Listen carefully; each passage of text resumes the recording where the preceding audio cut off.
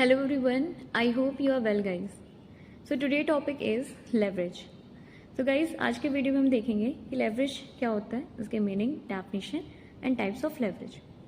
So guys, leverage is a type of financial analysis. जब financial manager financial decision लेता है तो उस टाइम पे financial analysis करता है, that means leverage calculate करता है कि हमारा जो इन्वेस्टमेंट है वो सही है या नहीं. तो एक तरह का फाइनेंशियल डिसीजन है. Okay, so leverage in finance is an investment strategy of using borrowed funds to purchase assets, raise funds and maximise return on investment. So guys, in finance leverage is an a type of strategy, is in investment strategy. जब हम company के borrowed funds को assets को purchase करने में invest करते हैं या फंड्स को रेज करने में इन्वेस्ट करते हैं या रिटर्न्स ऑन इन्वेस्टमेंट को मैक्सिमाइज करने में हम इन्वेस्टमेंट करते हैं, तो वो इन्वेस्टमेंट स्ट्रैटेजी को कैलकुलेट करता है.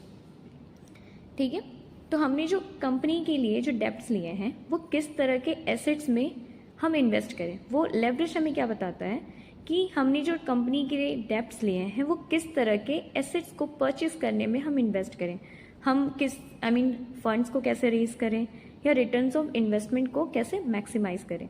तो इस type of investment strategy. Okay, second definition है, इस डेफिनेशन को सोलोमन इजरा ने दिया था कि leverage is the ratio factor of the net rate of return on shareholders equity and the net rate of return on capitalisation. Leverage is an a type of is the ratio factor. ये एक तरह का ratio factor है जो दो factors पे calculate होता है कि जो शेयर होल्डर की इक्विटी है उस पर कितना रिटर्न है और जो कैपिटलाइजेशन है उस पर कितना रेट ऑफ रिटर्न है. तो दोनों के रेट ऑफ रिटर्न का हम क्या करते हैं, रेशियो फाइंड आउट करते हैं, तो हम लेवरेज को कैलकुलेट करते हैं. सो गाइज, आपको समझ में आ गया होगा कि लेवरेज एक तरह का फाइनेंशियल एनालिसिस है. ठीक है, जिसमें हम एक तरह का फाइनेंशियल एनालिसिस है कि हमने जो डिसीजन लिया है, जो हमने फाइनेंशियल डिसीजन लिया है वो कैलकुलेट करता है कि वो सही है कि नहीं. ठीक है, रिस्क फैक्टर को कैलकुलेट करता है कि हमें किस तरह के इन्वेस्टमेंट डिसीजन लेने चाहिए या किस तरह का फाइनेंशियल डिसीजन लेना चाहिए. ओके, और आपने यहाँ पे पढ़ा है कि एक तरह की इन्वेस्टमेंट स्ट्रैटेजी भी है कि हमने जो फंड्स को बोरो किए हैं उसको हम किस तरह के एसेट्स में इन्वेस्ट करें. ठीक है, और फंड्स को कैसे हम रेज करें. ओके, तो गाइज आपको समझ में आ गया होगा कि लेवरेज क्या होती है. ठीक है, अब हम इसके टाइप्स पढ़ेंगे. So types of leverage में there are three types of leverage. First is operating leverage, second is financial leverage and third was combined leverage. Operating leverage में operation से related है. ठीक है, financial leverage basically operating leverage आपका business risk या firm risk factor को calculate करता है. Okay, financial leverage financial risk factor को calculate करता है और combined leverage जो है वो operating leverage और financial leverage का कंबाइंड फॉर्म है. ओके, हम कंबाइंड लेवरेज को कंपोजिट लेवरेज भी बोलते हैं. ओके, तो गाइज इस टाइप्स ऑफ लेवरेज को डीपली पढ़ने से पहले, इस फॉर्मूलाज को, इनके फॉर्मूलाज को जानने से पहले हम कुछ फाइनेंशियल स्टेटमेंट को देखेंगे. ओके, फाइनेंशियल स्टेटमेंट को देखेंगे और समझेंगे कि हम जो ऑपरेटिंग लेवरेज या फाइनेंशियल लेवरेज या कंबाइंड लेवरेज में जो फैक्टर यूज़ करने वाले हैं वो हम कैसे कैलकुलेट कर सकते हैं. ठीक है, तो उसे जानने से पहले हम फाइनेंशियल स्टेटमेंट को देखेंगे. ओके, सो गाइज आपको इसमें से ऐसे कुछ फैक्टर्स होंगे जो पहले से आपको वेल नोन होगा कि वेरिएबल कॉस्ट क्या होता है या फिक्स्ड कॉस्ट क्या होता है. ठीक है, प्रॉफिट्स क्या होते हैं, लॉस क्या होता है, ये सब आपको पहले से ही वेल नोन होगा. ठीक है, और हम यहाँ पे इस फाइनेंशियल स्टेटमेंट में हम ये समझेंगे कि हम कैसे EBIT कैलकुलेट करते हैं या EBT कैसे कैलकुलेट करते हैं या पेट कैसे कैलकुलेट करते हैं. ओके, और हम इसको इसी वे में समझेंगे. और अगर हमें कुछ हमें EBIT कैलकुलेट करना होगा या EBT कैलकुलेट करना होगा तो हम इसी सीक्वेंस में कैलकुलेट करेंगे, हम इस सीक्वेंस को चेंज नहीं कर सकते. ओके, तो चलिए हम स्टार्ट करते हैं. तो गाइज आप समझो कि आपकी एक फर्म है और आप प्रोडक्शन कर रहे हो. तो जो आप प्रोडक्शन कर रहे हो तो उस प्रोडक्ट को सेल कर रहे हो, तो बेचोगे, उस प्रोडक्ट को सेल करोगे तो कुछ पैसे तो आएंगे. ठीक है, कुछ मनी आएगा, तो ये आपका सेल्स अमाउंट है. ठीक है, ये आपका सेल्स अमाउंट है. तो आपका कुछ आपका सेल्स अमाउंट है, हम मान लेते हैं, हमने ऐसे ही रैंडमली XX लिख दिया है. दैट मीन्स आप यहाँ पे कुछ वेरिएबल एज्यूम कर रहे हो, कुछ अमाउंट एज्यूम कर रहे हो. ठीक है, हम बस इसे समझेंगे. तो हमारे पास कुछ सेल्स अमाउंट है उसमें से हम क्या करते हैं, हम वेरिएबल कॉस्ट को माइनस करते हैं। तो सेल्स में से हम वेरिएबल कॉस्ट को माइनस करते हैं। वेरिएबल कॉस्ट क्या होता है, जो आपके लेबर के वेजेस होते हैं या रॉ मटेरियल्स कॉस्ट होते हैं या डिलीवरी कॉस्ट होता है या पैकेजिंग कॉस्ट होता है, ये सारे वेरिएबल कॉस्ट होते हैं, क्योंकि ये यूनिट ऑफ प्रोडक्शन पे डिपेंड है कि आप कितने अमाउंट ऑफ प्रोडक्शन प्रोड्यूस कर रहे हो। ओके, तो हम सेल्स में से वेरिएबल कॉस्ट को माइनस कर देते हैं। जब आप सेल्स में से वेरिएबल कॉस्ट को माइनस करते हो तो आपको क्या फाइंड होता है, आपको कॉन्ट्रीब्यूशन मिलता है। ठीक है, कि पर प्रोडक्ट या हाँ पर प्रोडक्ट आपका कितना कॉन्ट्रीब्यूशन है, कितना अमाउंट ऑफ इन्वेस्टमेंट आप कर रहे हो। ठीक है, तो आपका कॉन्ट्रीब्यूशन होता है पर प्रोडक्ट, कि एक प्रोडक्ट बनाने में कितने पैसे लग रहे हैं। ठीक है, उस कॉन्ट्रीब्यूशन में से आप क्या करते हो, फिक्स्ड कॉस्ट को माइनस कर देते हो। हर कंपनी की कुछ ना कुछ फिक्स्ड कॉस्ट होती है। ठीक है, तो फिक्स्ड कॉस्ट को आप माइनस करते हो। ठीक है, फिक्स्ड कॉस्ट कांस्टेंट होता है, ये वैरी नहीं होती है वेरिएबल कॉस्ट की तरह। ठीक है, ये नंबर ऑफ प्रोडक्ट्स पे डिपेंड नहीं करता है। तो आप कॉन्ट्रीब्यूशन में से फिक्स्ड कॉस्ट को माइनस करते हो तो आपको क्या फाइंड आउट होता है, आपको प्रॉफिट मिलती है। प्रॉफिट हो गई, लॉस हो गया, आपको मिलता है। ठीक है, हम इसको EBIT भी कहते हैं। EBIT का मतलब है earning before interest and taxes. Interest and taxes के पहले जो आपकी अर्निंग होती है, दैट मीन्स ये ऐसी अर्निंग है जिसमें आपका इंटरेस्ट और टैक्सेस इंक्लूड है। ठीक है, तो आपको फिक्स्ड कॉस्ट माइनस करने के बाद आपको EBIT मिलता है। ठीक है, EBIT कैलकुलेट होने के बाद आप इसमें से क्या करते हो कि इंटरेस्ट फैक्टर को माइनस कर देते हो। जब EBIT में से जब आप इंटरेस्ट फैक्टर को माइनस करते हो तो आपको फाइनली मिलता है EBT। EBT मतलब अर्निंग बिफोर टैक्सेस। ठीक है, ये अमाउंट में टैक्सेस इंक्लूड है। अब इस अमाउंट में टैक्सेस इंक्लूड है तो इसमें से आप टैक्स को माइनस करते हो तो यहाँ पर आपको नेट प्रॉफिट मिलता है। ठीक है, इसको हम पेट भी बोलते हैं, प्रॉफिट आफ्टर टैक्सेस। ठीक है, अब इस अमाउंट में कोई इंटरेस्ट नहीं है, कोई टैक्स नहीं है, ये आपका नेट प्रॉफिट है। अब इस प्रॉफिट अमाउंट को आप प्रेफरेंस डिविडेंड में दे दोगे, तो आपका जो प्रेफरेंस डिविडेंड है उसको आप देने के बाद, मतलब अब उसको दे दिया तो माइनस कर दोगे उस अमाउंट को, तो प्रेफरेंस डिविडेंड माइनस करने के बाद आपको क्या मिलती है, नेट अर्निंग मिलती है।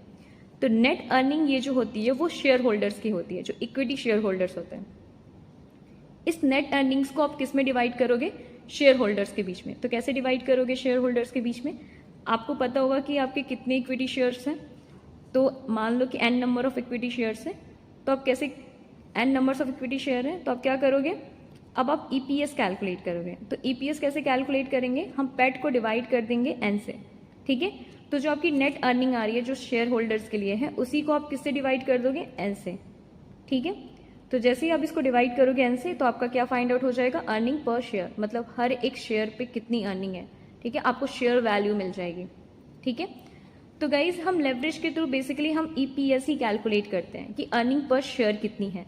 ठीक है, हमने पढ़ा है भी कि हम उससे फिनेंशियल एनालिसिस करते हैं, एक तरह की इन्वेस्टमेंट स्ट्रैटेजी है। तो ये भी आप समझ लो कि लेवरेज जो है हम उसी से हम EPS कैलकुलेट करते हैं कि अर्निंग पर शेयर कितनी है। ओके, तो गाइज इस फिनेंशियल स्टेटमेंट में आपने समझ लिया होगा कि हम EPS कैसे कैलकुलेट करते हैं या EBIT कैसे कैलकुलेट करते हैं। ओके, तो ये समझ लो कि ये जो डिग्री ऑफ ऑपरेटिंग लेवरेज होता है, अभी हम लोग ने टाइप्स ऑफ लेवरेज पढ़ा है। ओके, उसमें ऑपरेटिंग लेवरेज था। तो ऑपरेटिंग लेवरेज जो होता है वो फिक्स्ड कॉस्ट तक कवर करता है। आपका जो कंपनी का ऑपरेशन है, जो फर्म का ऑपरेशन है, वो ऑपरेटिंग लेवरेज के अंदर आता है, जो फिक्स्ड कॉस्ट तक होता है। ठीक है, तो फिक्स्ड कॉस्ट तक जो होती है उसको हम ऑपरेटिंग लेवरेज के अंडर आता है, हम उसके through degree of operating leverage को कैलकुलेट करते हैं। Okay, degree of financial leverage हम EBT से नेट अर्निंग्स तक कैलकुलेट करते हैं। तो आपकी जो फाइनेंशियल लेवरेज है वो नेट अर्निंग्स तक कवर करती है, EBT से नेट अर्निंग्स तक। ठीक है, तो यहाँ तक हम डिग्री ऑफ फाइनेंशियल लेवरेज को कैलकुलेट करते हैं। ठीक है, और इन दोनों को हम अगर कंबाइन कर दें, ऑपरेटिंग लेवरेज और फाइनेंशियल लेवरेज को, तो हम इसके थ्रू कंबाइन लेवरेज कैलकुलेट करते हैं। ओके, तो गाइज हमने फाइनेंशियल स्टेटमेंट को देख लिया, अब हम ऑपरेटिंग लेवरेज या फाइनेंशियल लेवरेज और कंबाइन लेवरेज को देखेंगे। सो गाइज ऑपरेटिंग लेवरेज ये रिलेशनशिप है between sales and EBIT। Okay, हमने अभी सेल्स पढ़ा था कि हाँ, ऑपरेटिंग लेवरेज पढ़ा था कि सेल्स ये फिक्स्ड कॉस्ट तक कवर करता है। तो वही है कि सेल्स ये फिक्स्ड कॉस्ट तक कवर करता है, उसके बाद तो हमें नेट EBIT मिल जाता है। तो हम इसके थ्रू क्या कैलकुलेट करते हैं, ऑपरेटिंग लेवरेज। तो ये रिलेशनशिप बता रहा है between sales and EBIT, okay.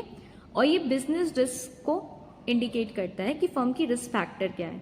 तो ऑपरेटिंग लेवरेज के थ्रू हम बिजनेस रिस्क फैक्टर को कैलकुलेट करते हैं और साथ ही साथ हम ऑपरेटिंग लेवरेज के थ्रू हम कंपनी की फिक्स्ड कॉस्ट भी कैलकुलेट कर सकते हैं। हाँ, किसी भी कंपनी की हम फिक्स्ड कॉस्ट भी ऑपरेटिंग लेवरेज के थ्रू कैलकुलेट कर सकते हैं, ओके। तो ऑपरेटिंग लेवरेज का फॉर्मूला क्या होता है गाइस? तो ऑपरेटिंग लेवरेज का फॉर्मूला होता है कंट्रीब्यूशन अपॉन EBIT, ठीक है। आपने फाइनेंशियल स्टेटमेंट में देखा होगा, जब आप कंट्रीब्यूशन कैसे आपको मिलेगा, आप सेल्स में से वेरिएबल कॉस्ट को माइनस कर दोगे तो आपको कंट्रीब्यूशन मिल जाएगा और उस कंट्रीब्यूशन को आपको EBIT से डिवाइड कर देना है तो आपको ऑपरेटिंग लेवरेज मिल जाएगा, ओके। तो फॉर्मूला समझ में आ गया होगा, कंट्रीब्यूशन डिवाइडेड बाय EBIT कैसे हम करेंगे और कैसे हम ऑपरेटिंग लेवरेज को फाइंड आउट करेंगे, ओके। सेकेंड वन है फाइनेंशियल लेवरेज, ठीक है। फाइनेंशियल लेवरेज जो है वो एक रिलेशनशिप है between EBIT and EPS, earning before interest and taxes और अर्निंग पर शेयर के बीच का रिलेशनशिप बताता है फाइनेंशियल लेवरेज, ठीक है। ये फाइनेंशियल रिस्क फैक्टर को इंडिकेट करता है, ठीक है, फाइनेंशियल रिस्क को बताता है। जैसे हम ऑपरेटिंग लेवरेज में फिक्स कॉस्ट को कैलकुलेट कर सकते हैं, वैसे हम फाइनेंशियल लेवरेज के थ्रू हम इंटरेस्ट फैक्टर को कैलकुलेट कर सकते हैं या कंपनी की इंटरेस्ट फैक्टर हम बता सकते हैं, ठीक है। फाइनेंशियल लेवरेज का फॉर्मूला होता है EBIT अपॉन EBT। EBIT मैंने आपको बताया कि जब आप कंट्रीब्यूशन में से फिक्स कॉस्ट को माइनस करते हो तो आपका earning before interest and taxes मिलता है, और जब आप earning before interest and taxes में से इंटरेस्ट को माइनस करते हो, यहाँ पे देखो EBIT में से जब आप टैक्स इंटरेस्ट को माइनस कर देते हो तो आपका EBT मिलता है। तो जब EBIT को EBT से डिवाइड करोगे तो आपको फाइनेंशियल लेवरेज मिल जाएगा, ठीक है। तो फाइनेंशियल लेवरेज को भी कैलकुलेट करने का बहुत ही इजी फॉर्मूला है, बहुत ही इजी वे में आप कैलकुलेट करोगे, ओके। थर्ड वन है कंबाइन लेवरेज। तो गाइस कंबाइन लेवरेज को कंपोजिट लेवरेज बोलते हैं, जो कि मैंने आपको पहले बता दिया, ओके। ये रिलेशनशिप है between sales and EPS, sales और अर्निंग पर शेयर का पूरा रिलेशनशिप बताता है कंबाइन लेवरेज। ये टोटल रिस्क फैक्टर को कैलकुलेट करता है, ये बिजनेस रिस्क और साथ ही साथ फाइनेंशियल रिस्क फैक्टर को कैलकुलेट करता है। ये ऑपरेटिंग एंड फाइनेंशियल लेवरेज का कंबाइन या कॉम्बिनेशन फैक्टर है, ओके। तो अगर ये कॉम्बिनेशन फैक्टर है तो हम इसका फॉर्मूला भी वैसे ही निकालेंगे। तो आप जानते हो कि ऑपरेटिंग लेवरेज का फॉर्मूला होता है कंट्रीब्यूशन अपॉन EBIT, तो हमने यहाँ पे लिख लिया contribution upon EBIT। And financial leverage का फॉर्मूला होता है EBIT अपॉन EBT, तो हमने उसको भी लिख लिया। EBIT से EBIT कैंसिल हो जाएगा तो हमें क्या मिल जाएगा, कंट्रीब्यूशन अपॉन EBT मिल गया ना। तो हमारा कॉम्बिनेशन लेवरेज भी इजिली कैलकुलेट हो गया। क्या फॉर्मूला होता है, contribution upon EBT, okay. EBT that means earning before taxes, okay guys. तो आपने इस वीडियो में देख लिया कि लेवरेज क्या होती है, इसके टाइप्स ऑफ लेवरेज देख लिया, ओके। अगर आपको फिर भी डाउट हो किसी भी टॉपिक से रिलेटेड तो प्लीज़ हमें कमेंट करें, बताएं कि आपके डाउट्स किस टॉपिक में हैं, ओके। और अगर आपको इस वीडियो अच्छी लगी हो, आपको सारे डाउट्स क्लियर हो चुके हैं इस वीडियो के थ्रू, तो प्लीज़ इस वीडियो को लाइक करें, सब्सक्राइब करें एंड शेयर करें। Thank you.